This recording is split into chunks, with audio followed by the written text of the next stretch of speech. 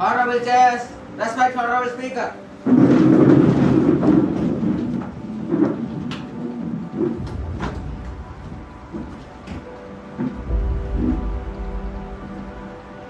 I thoroughly welcome you all to the winter session of this Youth Parliament.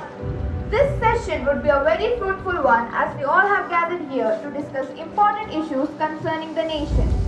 This session would be very fruitful as we all have gathered here to discuss important issues regarding the nation. The newly elected members have to take oath or affirmation. Sir Gyandev from the Trivandrum constituency of Kerala would now like to take the oath or affirmation. Which would you like to take the oath?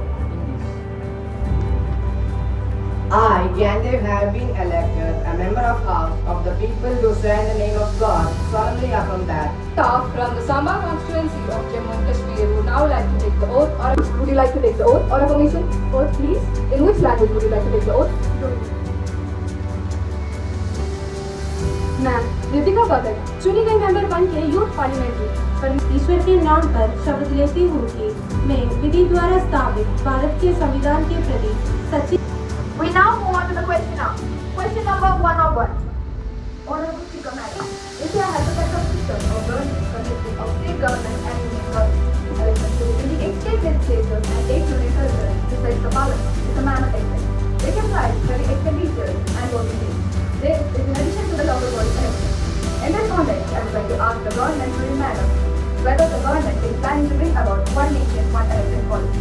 If yes, by what time the government is planning to do it? If implemented, the question raised here has been debated widely in the society. The practice of one common synchronized election is nothing new to the Indian parliament. We had common elections to the parliament and to the state government in 1952, 1957 and 1962.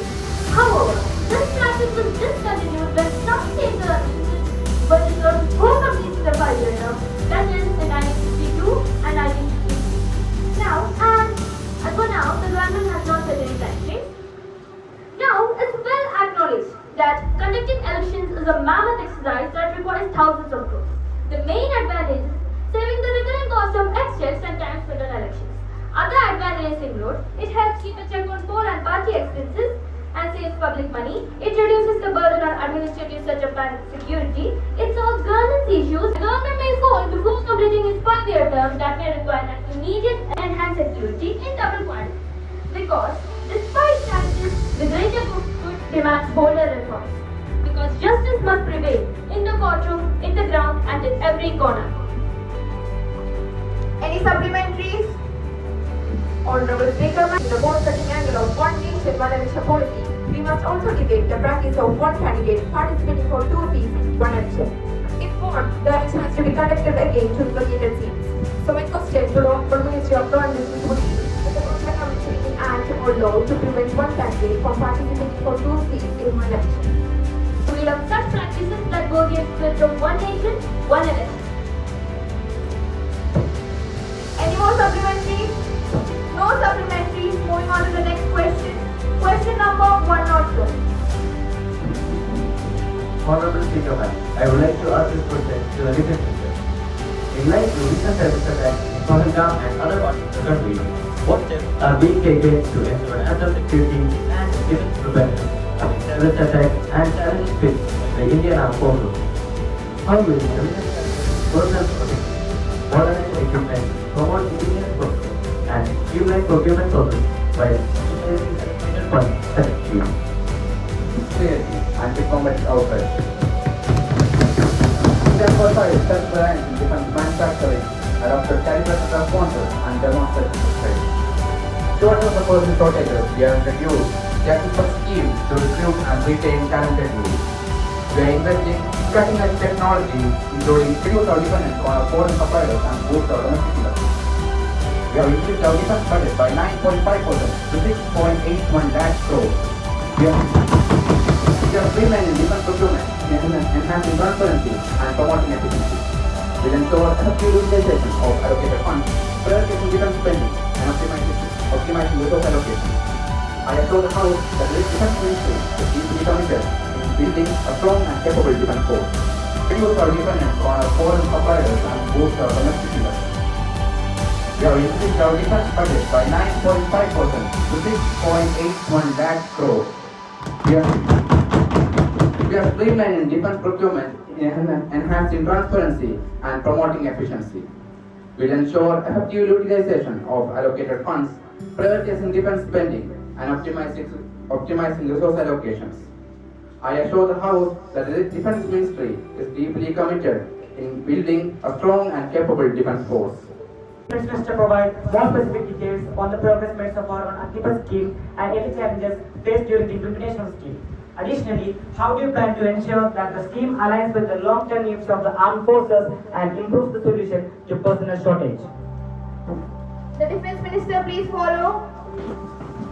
The Agnipath scheme is transforming recruitment in the Indian Armed Forces.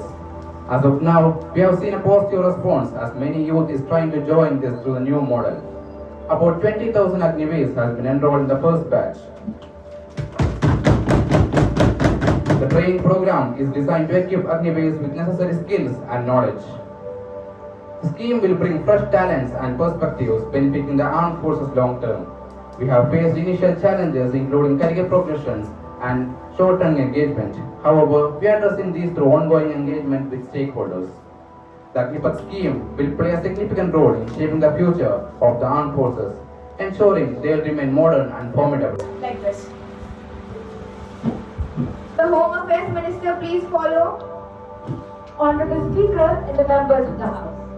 When we talk of the Indian Police Force, it is important to note that the government is continuously taking steps to ensure that the police force is ready to face any challenge, be it crowd management, law and order, or any emerging form of crime.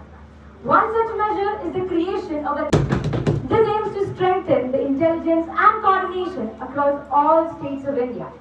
Further, we have also established the Indian Cyber Crime Coordination Center 14C, which will help us combat cybercrime in a comprehensive manner.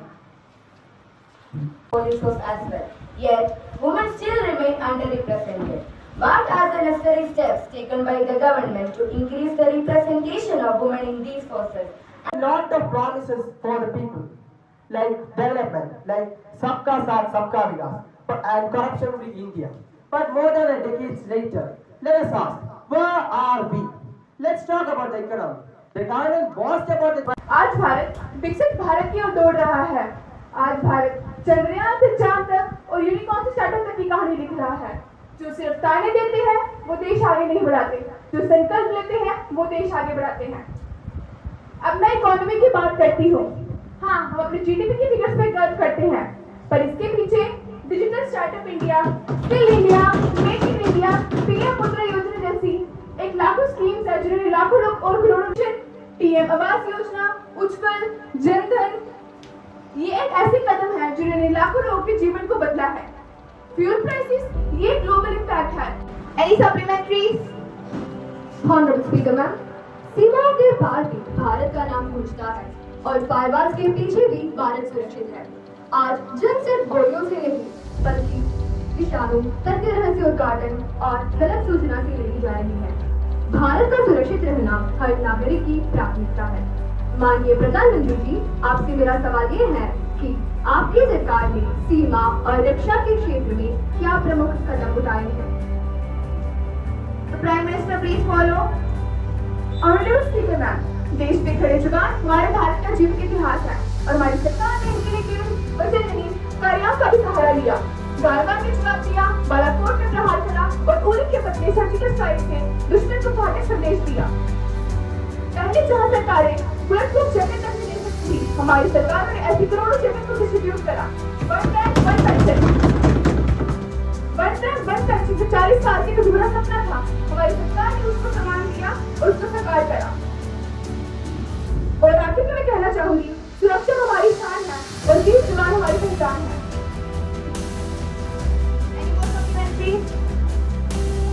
Honorable Speaker, आज की दुनिया सिर्फ जमीनी या हवाई zone से सीमित न रही। नए युग अब कीबोर्ड, कोड और क्लाउड के माध्यम से लड़ी जा रही है। ऐसे भी मेरा प्रश्न है, साइबर युद्ध, डिजिटल अटैक और डाटा सुरक्षा के मामले में भारत आज कितना सक्षम रह चुका है? क्या हम एक डिजिटल सुपर पावर के रूप में अपने आप को सुरक्षित महसूस कर सकते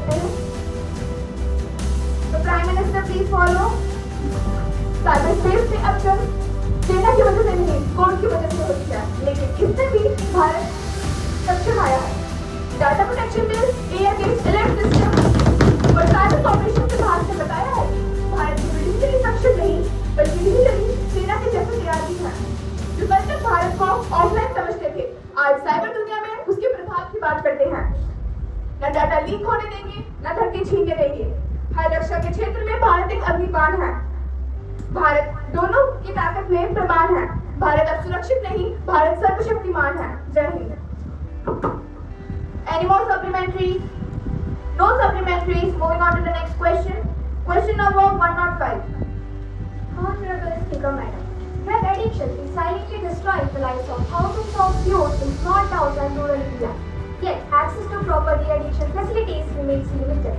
Many districts do not have a proper functional de-addiction center and once open lack of trained staff and proper infrastructure. Honorable Social Justice Minister, what concrete measures are Ministry taking to establish and strengthen the de-addiction centers in rural areas? And how do you ensure it is accessible and affordable? The Social Justice Minister, please follow. Honorable members, honorable madam and esteemed members, we all do watch movies and most of us would have noticed how every movie starts with a common pattern of drugs and alcohol are injurious to health.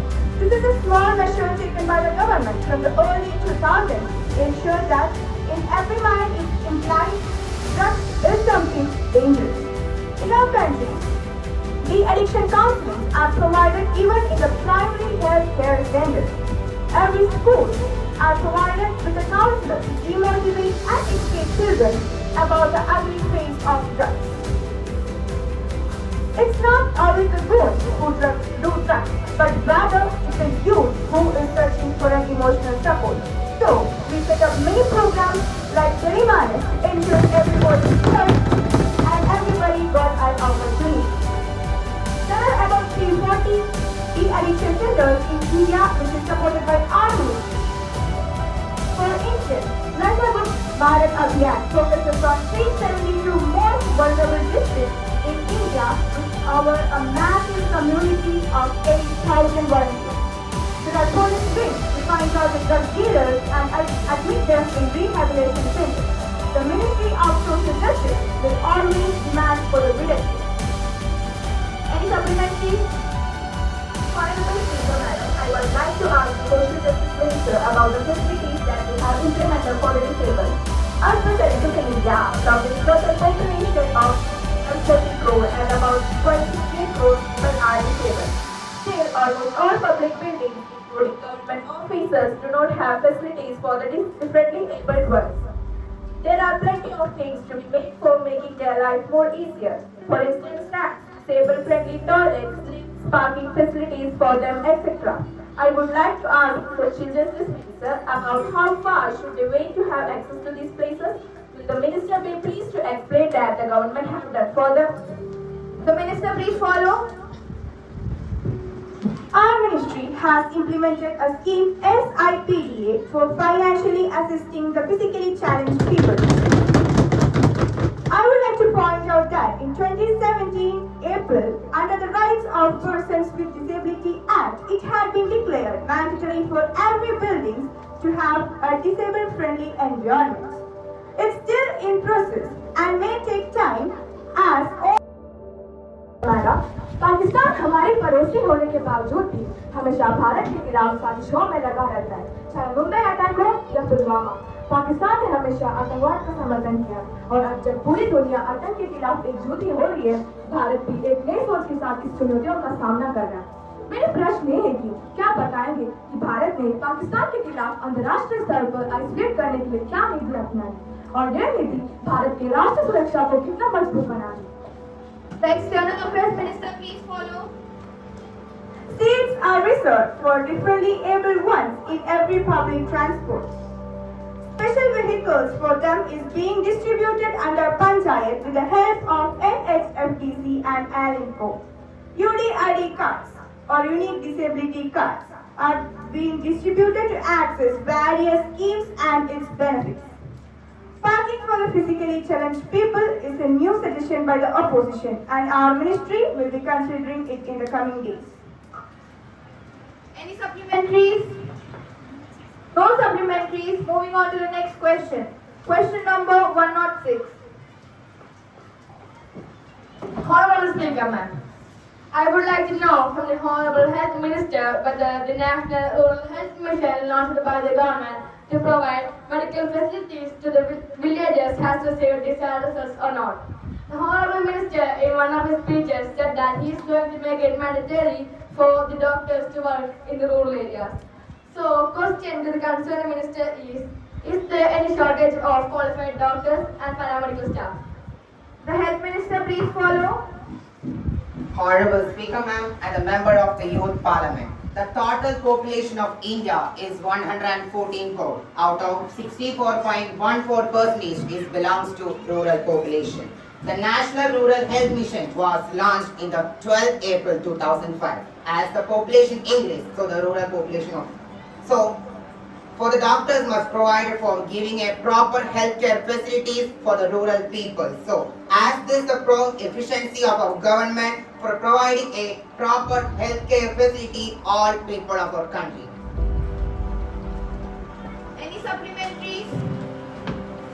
Honorable Speaker, ma'am, in our country, the rural areas, there is an issue that is due to the lack of doctors, which is a major problem faced by the rural areas. People often want to travel long distances for basic medical health. So, I raise the question, what are the measures taken by the government in order to enforce the doctors to go and work in the rural areas?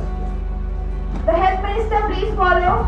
Yes, the government have do many things in order to encourage the doctors to practice in rural area so that the healthcare facilities can be provided. Hard area allowance are given to specialized doctors for serving in rural areas. The rural healthcare infrastructure has been developed to provide primary healthcare services of network and integrated health and family welfare diverse system. Also, the living facilities and infrastructure in the rural areas have been developed for the doctors who work in the rural areas. Any more supplementaries? No supplementaries. Moving on to the next question. Question number 102. यह प्रश्न केवल भारत की सुरक्षा का नहीं, यह प्रश्न भारत के वीरता, आत्मसम्मान और उसके जवानों का है। पाकिस्तान ने हर बार शहरों, दोस्तों और हमारे वीर जवानों को खून से भिगोया है, लेकिन भारत की सरकार ने पहली बार सिर्फ कड़ी मिलता ही नहीं बल्कि कड़ी कार्यवाही भी की है। The language a newborn gets to hear, there will be a few foreign sounds from the mother, or a couple of words in the language she speaks. But a child is already listening and attempting to formulate her own language, her Madhubhasha. Once the child turns 6 and is admitted to the nearby primary school, he or she experiences the height of bewilderment.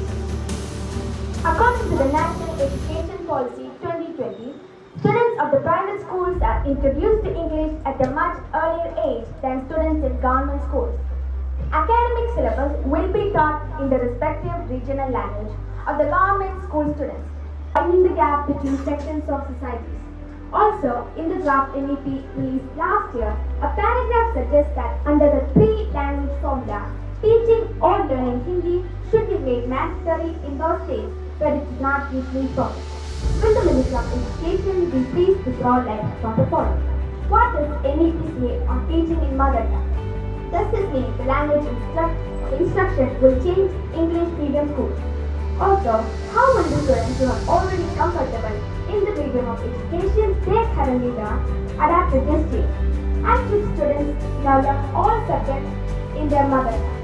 How will the government improve learning, increase student participation and reduce number of dropouts? The Education Minister, please follow. Honorable Speaker, National Education Policy of 2020 advocates that wherever possible the medium of instruction is grade 5 but preferably grade 8 and beyond between their mother tongue for both private and public schools. There are few challenges in realizing this NEP balance, but still children learn best when they are taught in their mother tongue. English should be taught in school effectively as second language but not as a medium. Mother tongue makes it easier for children to pick up and learn other languages. Mother tongue gives the child a personal, social and cultural identity.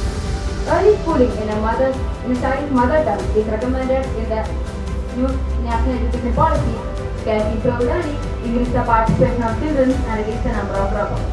The Sarva Shiksha Abhiyan, implemented with norms and standards of Higher Education Act, enhances enrollment and retention of children with specific implementation for SC and ST and a multi-pronged approach for reducing the number of dropouts. Any supplementaries? Teaching policy 2020. Language is an active factor and care is a prominent feature of student ratio in India. Thus, introducing mother languages for each subject in academic institutes is a problem. Finding a competent teacher is also a problem, and now another challenge comes with the introduction of NEP 2020, which brings down study materials in mother languages. Will the Minister of Education please state whether the government has taken any steps for comprehensive reforms in the field of education, such as primary, secondary, and higher education, and if so, the details thereof. The Minister please. Mox Portal is an indigenous Mox portal that provides quality education at any time, anywhere, at no cost had been made functional. To improve the quality of education, 32 detailed channels have been made functional under Swayam Prabha program. National Digital Library is a virtual repository of learning resources with a single search window facility.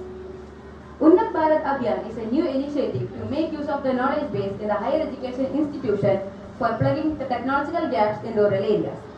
Pandit Madan Mohan Malviya National Mission on Teachers and Teaching Scheme have been launched that address the issue of supply of qualified teachers. The government has constituted a committee for drafting national education policies. Similarly, our government has launched many schemes like Ek Bharat Shrestha Bharat and Global Initiative of Academic Networks, etc. Speaker Madam, India is facing so many problems in agriculture fields like lack of modern technology and infrastructure, irrigation challenges, etc. I would like to ask a question to Honorable Agriculture Minister. Considering the increasing challenges of land degradation and declining soil fertility in various parts of India, what concrete steps have the Ministry of Agriculture have been taken to address the situation and ensure sustainable agricultural development? Question number 109.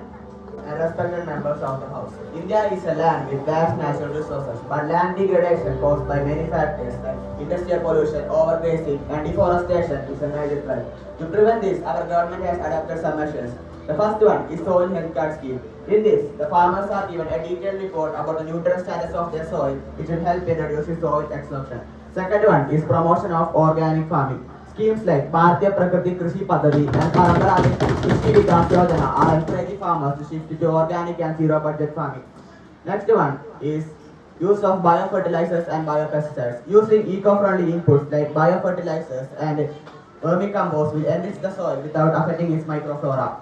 Next one is reclamation of degraded land. In collaboration with the central government, our ministry has adopted several projects to reclaim ravine, alkaline soils and desertified regions through grassland development and plantation. Due to these efforts, India has reclaimed over 5 million hectares of land, and our aim is to reclaim over 26 million by 2030. In conclusion, Honorable Speaker Madam, our government remains ensuring to protect our land and farmers' future. Any supplementaries? No supplementaries. Moving on to the next question. Question number 110.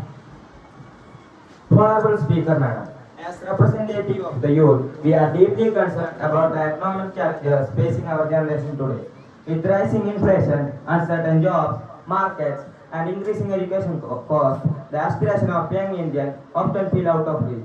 In light of these pressing issues, I would like to ask a question to the Honorable Finance Minister on what concrete steps have the Ministry of Finance taken to ensure economic stability and provide a meaningful employment opportunities for the youth. The Finance Minister, please follow. Honorable Speaker Madam and the member of this House, I thank the Honorable member for raising an important question.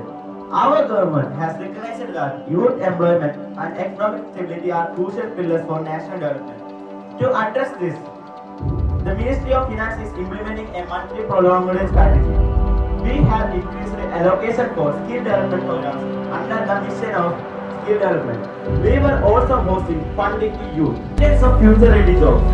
We have simplified tax procedures and compliance norms to encourage entrepreneurship, especially among the youth.